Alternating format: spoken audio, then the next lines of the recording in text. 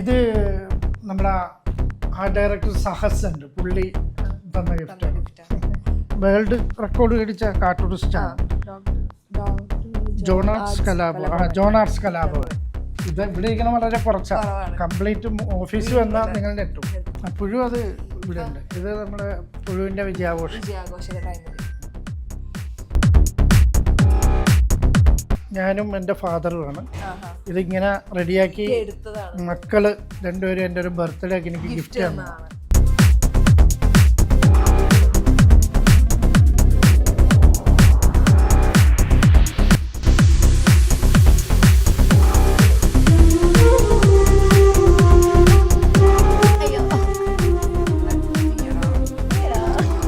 ഇത് മാത്രം കണ്ട ക്യൂട്ട്.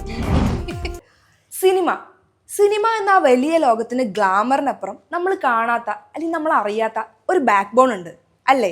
നമ്മൾ തിയേറ്ററിൽ കാണുമ്പോൾ ആ വിഷ്വല്, അതിന് ടൈമിങ്, അതിനൊരു പെർഫെക്ഷൻ, അതിനൊരു കോർഡിനേഷൻ എല്ലാം ചെയ്യാൻ ഒരു മനുഷ്യൻ്റെ കൈ വേണം അല്ലേ? അങ്ങനെ ഒരാളുടെ വീട്ടിലാണ് നമ്മൾ ഇന്ന് എത്തിയിരിക്കുന്നത്. ആരാന്നറിയണ്ടേ? ബാ.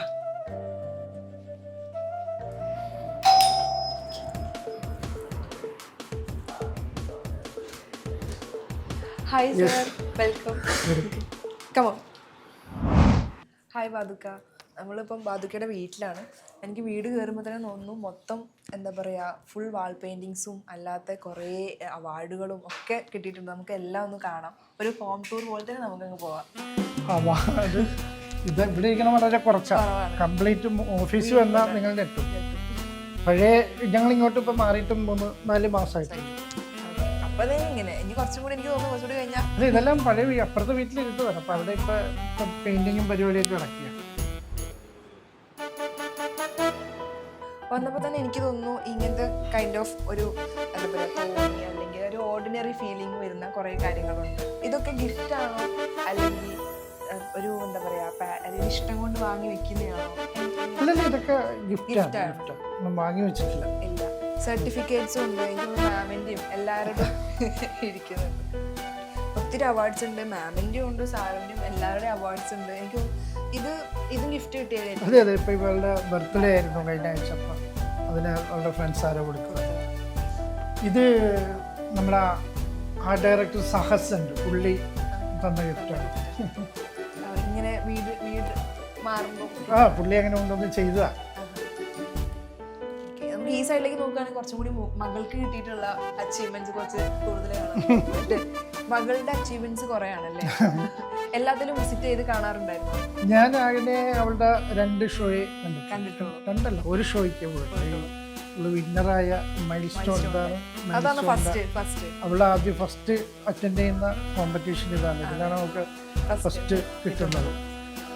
വന്നേ, ഇതിൽ ഏതൊക്കെയാണ് എന്തൊക്കെയെന്ന് വന്നോടത്തെ.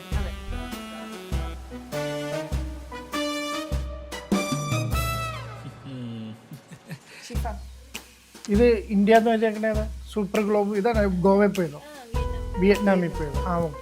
ഇത് ഞാൻ ഫസ്റ്റ് ചെയ്യുന്ന പ്രസന്റ്. അപ്പം അല്ല, അതിവിടെ തെറ്റിച്ചറിഞ്ഞ് ഞാൻ അവിടെ കേട്ട്. അല്ല, ഞാൻ കണ്ട ആദ്യത്തെ പരിപാടി അല്ല, പാപ്പി ഇതിന് വന്നില്ലേ കേരള ഗ്രാൻഡ് ഏക്കൺ? അതെവിടെ? ഏപ്രിലിൽ മറ്റേ നമ്മുടെ പാതാളം ഫ്ലോർ ചെയ്യുന്ന. ശരി, ഓക്കെ ഓക്കെ, അതിതാണ്. ഇതാണ് ഞാൻ ഫസ്റ്റ് ചെയ്തത്.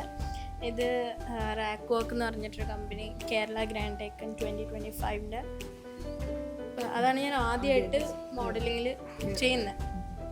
അതൊരു വെജൻ്റ് ആയിരുന്നു. അതിന് എനിക്ക് ബ്യൂട്ടിഫുൾ ഹെയറിൻ്റെ സബ് ടൈറ്റിൽ കിട്ടി. നെക്സ്റ്റ് അത് കഴിഞ്ഞിട്ട് ഞാൻ ഈ mister and miss teen super ഗ്ലോബിൻ്റെ ഇന്ത്യൻ ഫൈനൽസിന് പോയി. അത് ഞാൻ ആക്ച്വലി ഒരു ഗിബീസ് ഫാഷൻ എന്ന് പറഞ്ഞിട്ടൊരു കമ്പനി നടത്തുന്ന വസ്ത്രാസ് ഡിസൈനർ ഫാഷൻ ആയിട്ട് പറഞ്ഞിട്ട് ഡിസൈനർ ഷോ ഉണ്ടായിരുന്നു. അവിടെ പോയ ടൈമിൽ നമ്മളുടെ അതുൽസ് അക്കാഡമി എന്ന് പറഞ്ഞിട്ടൊരു അക്കാഡമി ഉണ്ട് ഇവിടെ.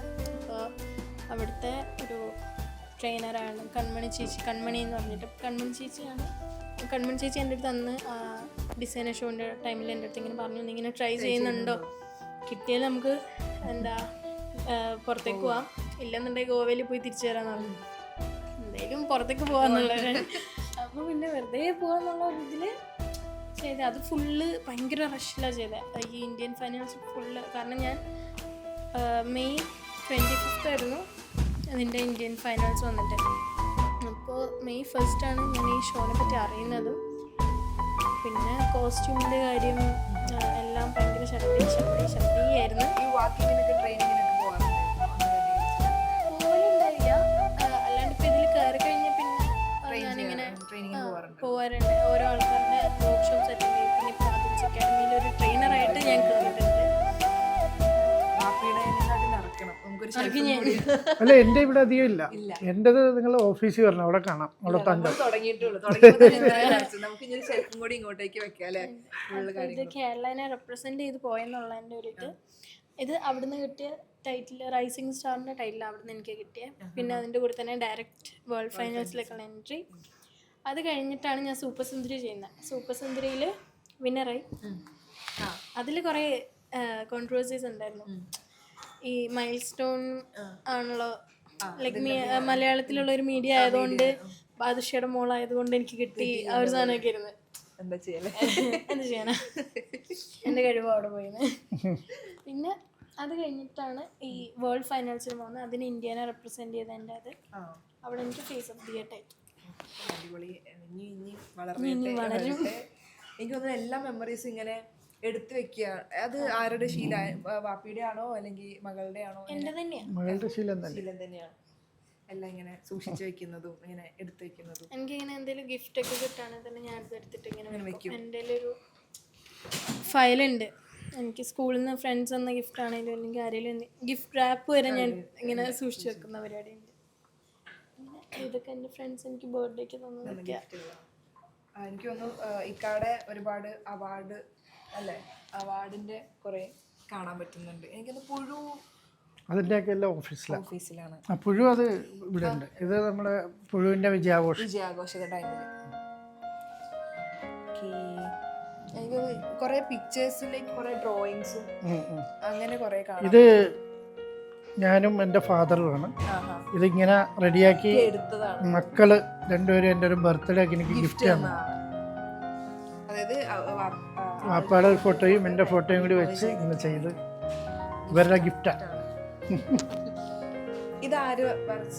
അത് ഒരു കാർട്ടൂണിസ്റ്റാണ്. അദ്ദേഹം ഒരു ദിവസം എന്നെ കാണാൻ വന്നിട്ട് വേൾഡ് റെക്കോർഡ് മേടിച്ച കാർട്ടൂണിസ്റ്റാണ്. John arts Kalabhavan. പുള്ളി എനിക്ക് സമ്മാനമായി തന്നതാണ്. മകള് എനിക്ക് തോന്നുന്നു വേറെ ഇൻഡസ്ട്രി അല്ല, എനിക്ക് ഫിലിം ഇൻഡസ്ട്രി അല്ല, ഒരു ഫാഷൻ മോഡൽ പറഞ്ഞൊരു ഇൻഡസ്ട്രി. എനിക്ക് തോന്നുന്നു അവിടേക്ക് ഇപ്പം കൈ വെക്കാനൊരാളായി. ഫിലിം മാറി, ഫിലിം പ്രൊഡക്ഷൻ രണ്ടുപേരും ഏറ്റെടുത്തു. മ്യൂസിക് മകനും പോയി. ഇനി ഫാഷൻ മോഡൽ രംഗത്തേക്കാണ് മകളുടെ എൻട്രി അല്ലേ? ഈ മോഡലിംഗ് പഠിപ്പിക്കാനും അല്ലെങ്കിൽ അതിൽ മോഡൽ ആവാനാണോ, ട്രെയിനർ ആവാനാണോ, അല്ലെങ്കിൽ ഡിസൈൻ ചെയ്യാനാണോ, ഏതാണ് ഡ്രസ്സിങ് കോസ്റ്റ്യൂം ഒക്കെ ഷിഫ തന്നെയാണോ ചൂസ് ചെയ്യുന്നതും സെലക്ട് ചെയ്യുന്നതൊക്കെ? ഞാനായിട്ട് സെലക്ട് ചെയ്യുന്നതല്ല. ഞാൻ പേജൻസിന് പോകണമെങ്കിൽ ചിലതിൻ്റെ കോസ്റ്റ്യൂം നമ്മൾ തന്നെ ചെയ്യാൻ ഇൻട്രസ്റ്റ് ചെയ്യുന്ന കുറച്ച് ഐഡിയാസ് ഒക്കെ കൊടുക്കും. ഡിസൈനർ ആരാണ് ചെയ്യുന്നത് അവർക്ക് കുറച്ച് ഐഡിയാസ് കൊടുക്കും. പിന്നെ ചെയ്തു വരുന്നതൊക്കെ അവരുടെ രീതി. അല്ലാണ്ട് ട്രെയിനർ ആവുന്നത് ഞാൻ ട്രെയിനിങ് കൊടുക്കാൻ തുടങ്ങിയിട്ട് ഇപ്പോൾ കുറച്ചായിട്ടുള്ളൂ. ഇനിയിപ്പോൾ എനിക്ക് അടുത്ത ദിവസം ക്ലാസ് ഉണ്ട്. ക്ലാസ് കട്ടാക്കിയിട്ട് എനിക്ക് പോകണം. അല്ലല്ല, വീക്കെൻഡ്സ് ആണ്. വീക്കെൻഡ്സ് ആണ്. അപ്പോൾ ട്രെയിനിങ്സ് വീക്കെൻഡ്സ് വരാറ്. അപ്പോൾ ഇനി അതിന് പോകുന്നുണ്ട്. കൊടുക്കുന്നത് പരിപാടി കുഴപ്പമില്ല. പിന്നെ ഒരു സ്റ്റാർട്ടിങ് ആയതിൻ്റെ നമ്മൾ ട്രെയിനർ ലൈക്ക് ഒരു മോഡല് വേറൊരു മോഡലിന് പഠിപ്പിച്ചു കൊടുക്കുന്ന പോലെ അല്ലല്ലോ. ട്രെയിനറായിട്ട് നമ്മൾ കയറുകയാണെങ്കിൽ നമ്മൾ അവിടെ ഒരു ടീച്ചറാണ്. അപ്പം ഞാനൊരു മോഡലായിട്ട് നിന്നിട്ട് ബാക്കിയുള്ളവർക്ക് ചെറുതായിട്ട് ഇങ്ങനെ ഇങ്ങനെ ഒരു കറക്ഷൻസ് പറഞ്ഞു കൊടുക്കും. പക്ഷേ ട്രെയിനർ ആകുമ്പോൾ ഫുള്ളി പറഞ്ഞു കൊടുക്കണം. അപ്പം അതിന് അത്യാവശ്യം വോയിസ് ഒക്കെ കൊടുത്ത് അവിടെ നമുക്കൊരു വോയിസ് കിട്ടുമല്ലേ. അപ്പം അതിലേക്ക് ഞാനിങ്ങനെ അഡാപ്റ്റ് ആയി വരുന്നേ ഉള്ളൂ. കാരണം അങ്ങനെ ആരടുത്തും അത്ര ഇതായിട്ട് ബോൾഡായിട്ട് സംസാരിക്കേണ്ട ഒരു ഇത് വന്നിട്ടില്ല ഇതുവരെ. അപ്പം അതുകൊണ്ട് ഇങ്ങനെ പോകുന്നു. പിന്നെ എനിക്ക് മോഡലായിട്ട് അങ്ങനെ അതിലും ഇഷ്ടം. എല്ലാം ആഗ്രഹിച്ചപ്പോൾ ഇനി സീക്രട്ട് പ്ലാൻസ് ഒക്കെ അങ്ങ് ഡെവലപ്പ് ആവണ്ടല്ലേ? നമ്മളോട് പറഞ്ഞിട്ടില്ല എന്താന്ന്. അറിയായിരിക്കും അല്ലേ? ഇപ്പൊ 2 പടത്തിൽ അഭിനയിക്കാൻ പോകണം ആദ്യം. അത് കഴിഞ്ഞിട്ടേ ഉള്ളൂ ഇനി എല്ലാന്ന്. എനിക്ക് തോന്നുന്നു ലാസ്റ്റ് ബർത്ത്ഡേ ഈ അടുത്ത് കഴിഞ്ഞിട്ടുള്ള ബർത്ത്ഡേക്ക് തന്ന ഗിഫ്റ്റ് ആയിരിക്കും അല്ലേ? 18th birthday. അതാ ഞാൻ പറഞ്ഞത്. 18th ബർത്ത്ഡേ എന്ന് പറഞ്ഞാൽ ഭയങ്കര സംഭവമായിട്ടുള്ള ഒരു ബർത്ത്ഡേ ആണ്. എങ്ങനെയായിരുന്നു 18th ബർത്ത്ഡേ സെലിബ്രേഷൻ? സെലിബ്രേഷൻ എന്ന് വെച്ചാൽ എനിക്കിങ്ങനെ കുറെ ആൾക്കാരെ വിളിച്ച് നടത്തുന്ന പരിപാടിനോട് അധികം താല്പര്യം ഇല്ലായിരുന്നു. പണ്ടൊക്കെ ഉണ്ടായിരുന്നു. പിന്നെ എൻ്റെ ഒരു ഇതിൽ വന്നിട്ട് പിന്നെ അവൻ്റെ ബർത്ത്ഡേക്ക് സെലിബ്രേഷൻ ഉണ്ടായിരുന്നു, 18th ബർത്ത്ഡേക്ക്. അപ്പോൾ എനിക്ക് ഒരുമാതിരി അവൻ്റെ കല്യാണത്തിന് നിൽക്കുന്ന ഫീലൊക്കെ എനിക്ക് ഫുള്ള് മഞ്ഞൊക്കെ ഇട്ടിട്ട്. അപ്പോൾ എനിക്ക് അധികം ആൾക്കാരെ വിളിക്കുന്നത് അപ്പോഴേ ഞാൻ ഉറപ്പിച്ചു വേണ്ട, അത്ര വേണ്ട. അല്ലാണ്ട് എനിക്കിങ്ങനെ കുറച്ച് കുഞ്ഞു കുഞ്ഞു പ്ലാൻസ് ആയിരുന്നു. രാത്രി ഇങ്ങനെ ബീച്ചിലൊക്കെ പോയിട്ട് ആ ഒരു പ്ലാൻസ് ഒക്കെ ഫാമിലി പിന്നെ കുറച്ച് ക്ലോസ് ഫ്രണ്ട്സ് ആയിട്ട്. അപ്പോൾ അങ്ങനെ ഞാൻ വേണ്ട, പാർട്ടി ഒന്നും വേണ്ടെന്നൊരു രീതിയിൽ നിൽക്കായിരുന്നു. എന്നിട്ട് തലേ ദിവസമായപ്പോൾ വാപ്പി ഇങ്ങനെ അവൻ്റെ ബർത്ത്ഡേക്ക് എന്തായാലും ആഘോഷമല്ലോ. അപ്പോൾ വാപ്പിയുടെ മൈൻഡിൽ തോന്നുക ഞാൻ ആ ഒരു ഇതിൽ വേണ്ടെന്ന് പറയുന്നതായിരിക്കും. പക്ഷെ ഇനിയിപ്പോൾ ചെയ്തില്ലെങ്കിൽ എനിക്ക് സങ്കടമായാലോ ഇങ്ങനെയൊക്കെ ആയിരിക്കാം. എന്നിട്ട് എന്താ വാപ്പി അതുകൊണ്ട് ഇങ്ങനെ തലേ ദിവസം ഞാൻ നോക്കുമ്പോഴത്തേക്ക്, എന്നിട്ട് ഞാൻ അറിഞ്ഞിട്ടില്ല ഇവരിങ്ങനെ പ്ലാൻ ചെയ്യുന്നൊന്നും ഞാൻ അറിയുന്നില്ല.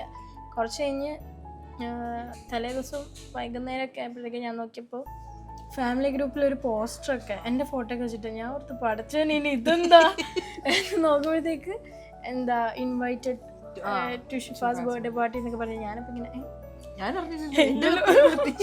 അറിഞ്ഞില്ലല്ലോ അങ്ങനെയായിരുന്നു. അത് കഴിഞ്ഞ് പിറ്റേ ദിവസം രാവിലെ തന്നെ ഞാൻ പോയിട്ട് ഇങ്ങനെ എൻ്റെ ബെസ്റ്റ് ഫ്രണ്ട് അടുത്തന്നെ ഉണ്ടായി, ദക്ഷ എന്ന് പറഞ്ഞിട്ട്. ദക്ഷൻ്റെ കൂടെ ഞങ്ങൾ ഫസ്റ്റ് സ്റ്റാൻഡേർഡ് വിട്ട് ഒരുമിച്ചുള്ളതാണ്.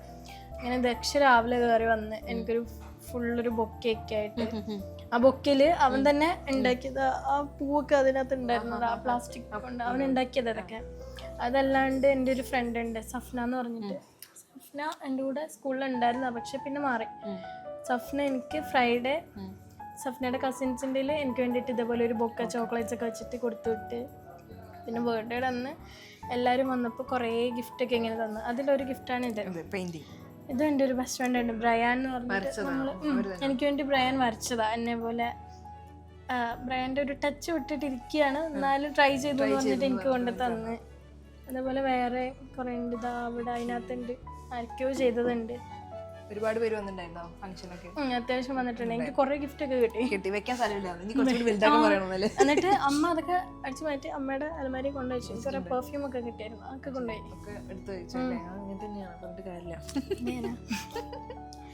പിന്നെ ഇത് കുറെ നാള് മുന്നേ എനിക്ക് കിട്ടിയത് എൻ്റെ അമ്മയുടെ അനിയത്തി. ഞാൻ പറഞ്ഞില്ല നേരത്തെ മാളുവമ്മ. ഇതാണ് മാളുവമ്മ.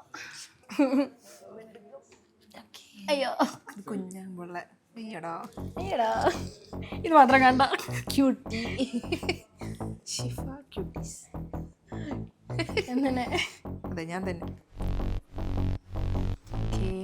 രണ്ട് ടിപ്പിയൊക്കെ കൂട്ടിട്ടത് ഈ ഉടുപ്പ് എനിക്ക് ഞാൻ പണ്ട് എവിടെ പോകുമ്പോഴും എനിക്കിങ്ങനെ ഒരു ശീലമുണ്ട്.